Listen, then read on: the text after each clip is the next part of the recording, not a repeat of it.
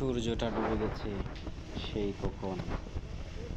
আজ আকাশে কোনো চাঁদ নেই, চারপাশে গুটগুটে অন্ধকার।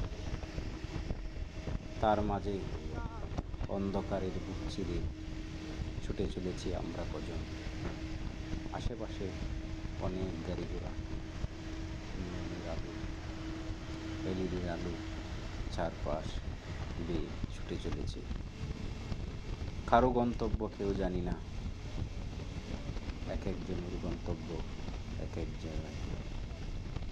হয়তো এই পথ চলাই কারো জীবনের শেষ পথ চলা, হয়তো এ যাত্রাই কারো শেষ যাত্রা।